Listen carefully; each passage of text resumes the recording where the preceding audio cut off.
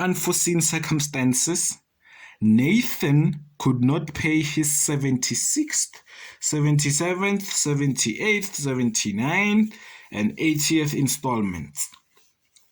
He resumed his payment at the end of the 81st payment. Calculate the outstanding balance at the end of the 80th month. So that's A, right? 7.2.1 A. Let's just go back to our timeline and so that we can understand everything. For a question like this, you just need your timeline. So at T0 we had 1,200,000. So they said it's 15 years, right? The whole lifespan of the loan must be repaid within 15 years. So let's just say 15 times 12 to figure out how many months we have. So we have 180 months. So our timeline is basically in terms of 180 in months, basically. So from 0 to 80th.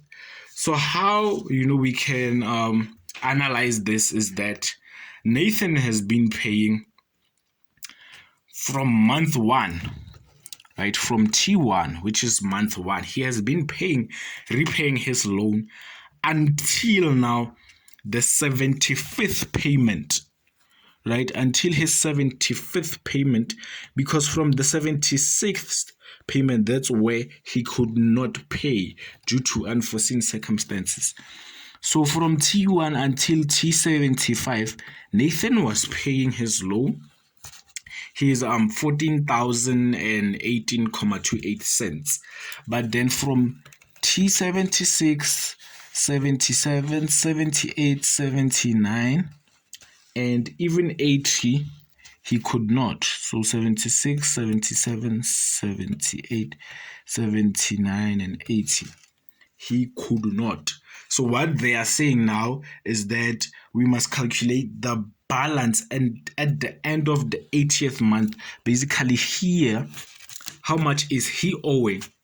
So what we will do now, we will start by calculating the balance from T75, because that's when he paid. He paid for the first 75 months. Let's just start there.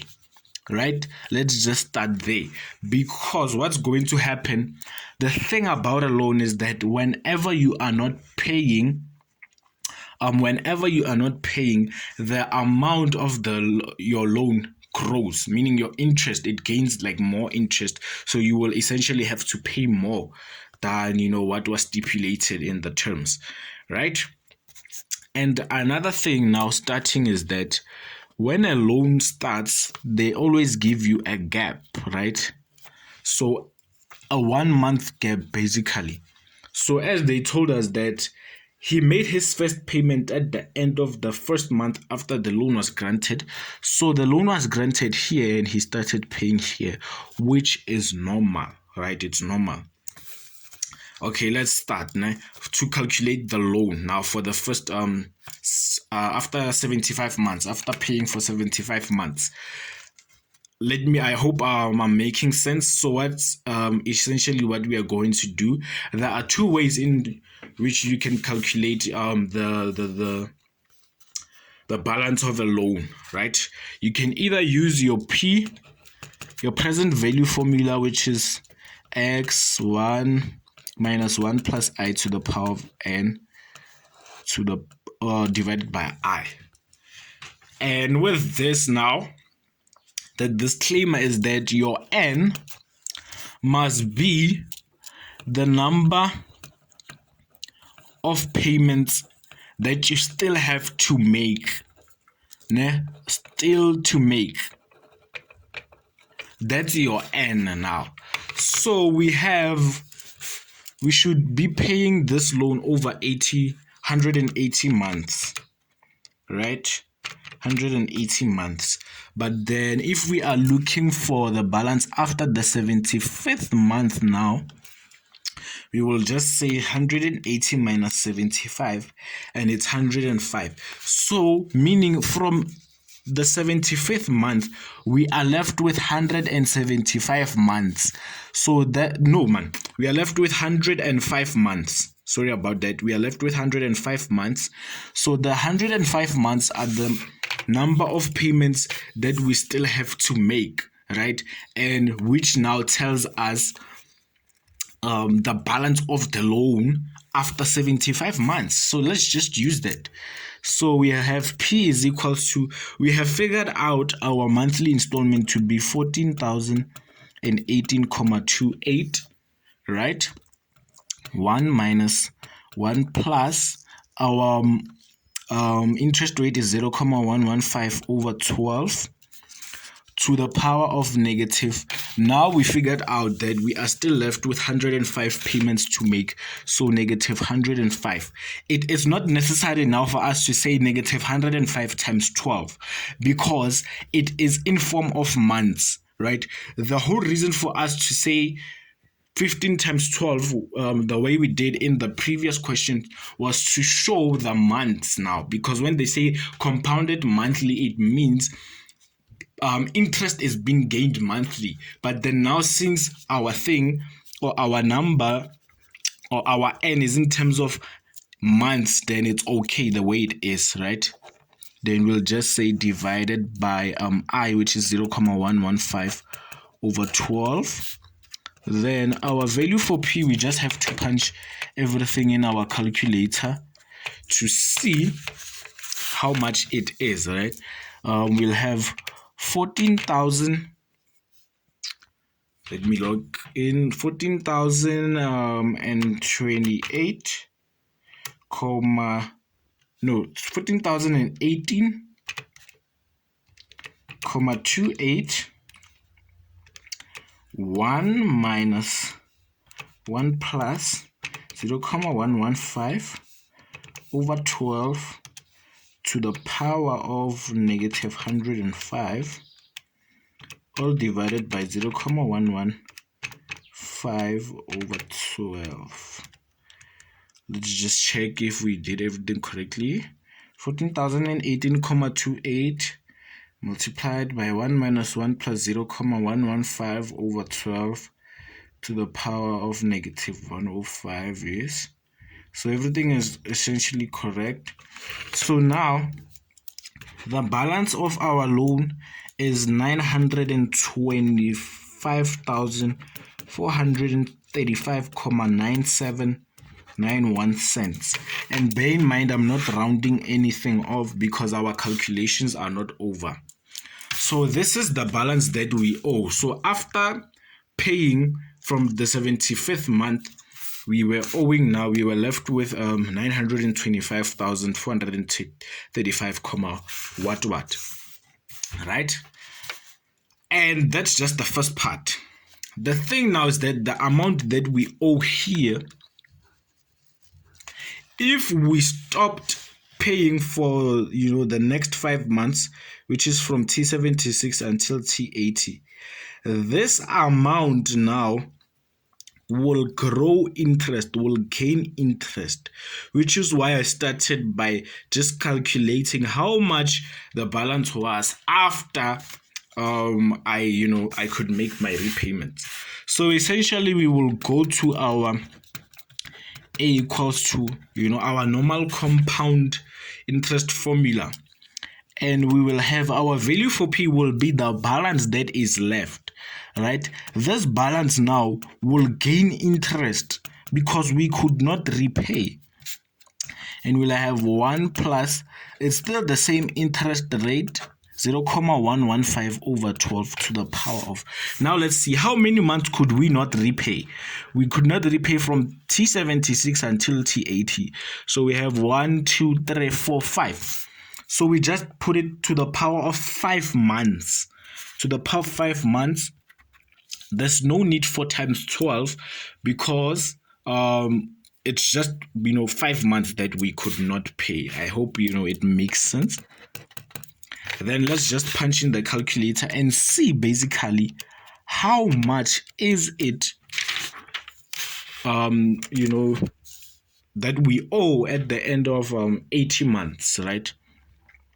So we'll have 925 435,9791 times 1 plus 0,115 over 12 to the power of 5. Let's just double check. 925 435 97,91 1 plus 0,115 over 12 to the power of 5. Yes. So now our balance now at the end of 80 months will be 970,637,89 cents.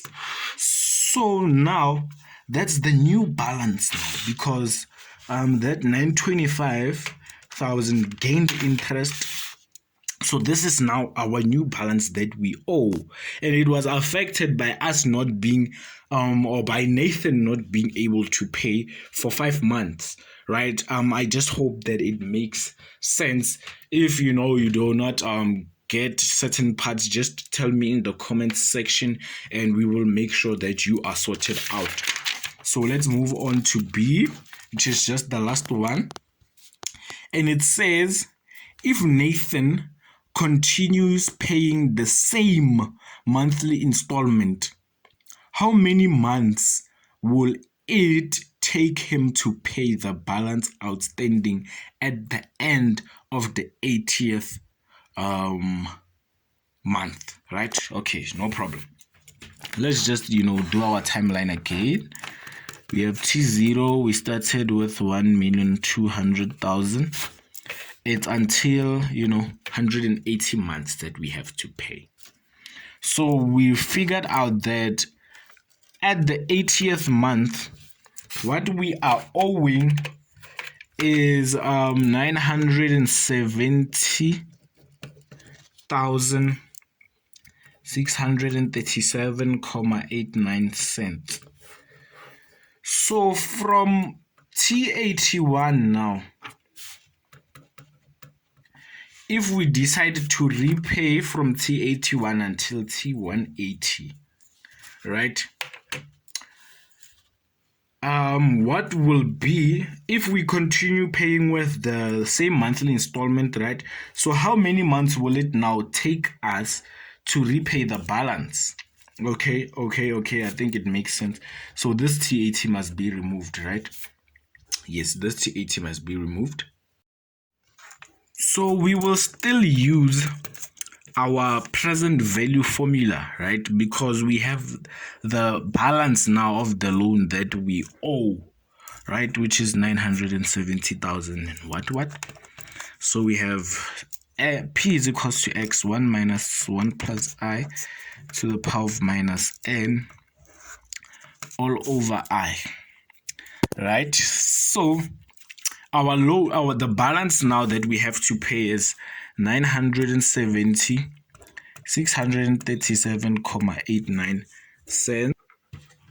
And then they said if we continue paying the same monthly installment, right? If we are continuing to paying the 14,018,28, then we have 1 minus 1 plus I, which is 0,115 over 12 to the power to the power of negative n all over 0,115 over 12. So we are looking for how many months will it take us now to finish the balance of the loan. It cannot be the 180 months because we have increased the balance has increased, right? So basically, essentially, we want to find our n, which is the number of months, and it's still the same procedure whereby we just cross multiply now the 970,637,89 multiplied. So the 970,637,89 will be multiplied by the 0,115 over 12, right? and it will be equals to the 14,018.28 1 minus 1 plus 0,115 over 12 to the power of minus n. So we are basically looking for n. What we are going to do from here is just divide both sides by 14,018.28, right? 14,018.28. So it will cancel this side. We will have 1 minus 1 plus 0,115 over 12 to the power of minus n to be equals to 970,637.89 times 0,115 over 12. I don't have space there, but then here we'll just, have to compromise over 28. So as you can see by now, we will just have to use, our logs to find the value of n. But then we have not finished. So this 1 must be taken to the other side, and we will be left with the negative 1 plus 0,115 over 12 to the power of minus n. And it will be everything here on this bracket minus 1, right? So we'll have 970, 637.89 times 0,115 over 12 all over 14,018.28, minus 1. So basically I'm just dragging everything out so that it can, make sense. I'm just dragging everything out. But then we have a negative here, right? And this number, this fraction might seem big, but it's actually a small number. So if we subtract 1 from this, it will still be negative. But what we can do is just remove the negative, and we'll have 1 plus 0,115 over 12 to the power of minus n, right? And if we multiply the negative here, we'll have a positive here and the negative this side. So we'll have 1 minus 970, 637.89 times 0,115 over 12 divided by 14,018.28, right? Yes. Then now we can go to our logs, but then I feel like let's just work this one out and have it in terms of, our decimals. Even this bracket, we can work it out. So we'll have, let's see, 1 plus 0,115 over 12 gives us, it's a big number. Now let's just leave it the way it is. We'll just punch it within the calculator. So, we'll have the log and base. It will be 1 plus 0,115 over 12, right? To the value will be everything that is here. So everything that is here will go in our value. I'm not writing it down just to, for space purposes. But then in my calculator, I'll just have to punch everything in down. So I hope I'm not losing you guys. I hope you are all following me well. Let's see. We'll have log base of 1 plus 0,115 over 12, right? To the value of 1 minus 970,637 0,89 multiplied by 0,115 over 12, all divided by 14,018.28, Yeah, then everything makes sense. Let's just, double check before we press that equal sign. So we have log base of 1 plus 0,115 over 12, which is okay. To the value of 1 minus 970,637 multiplied by 0,115 over 12, all divided by 14,018,28, and we have negative 114,2130673, right? So as you can see, I have not taken everything to my decimal, and I'll have, and now I have negative on both sides. So if I divide by negative, they will just cancel out each other. Is equals to 114,21. But then that's not my final answer, because if we put it on the timeline, we'll have 114 months, but then we will still have, a little bit of an amount left. That decimal represents a little bit of an amount. It won't be the full 14,018 comma 28, but then it will be an amount. But so from here we round up, right? So from here we round up, and therefore our n will be 115 months. So this is how long it's going to take us to repay, right?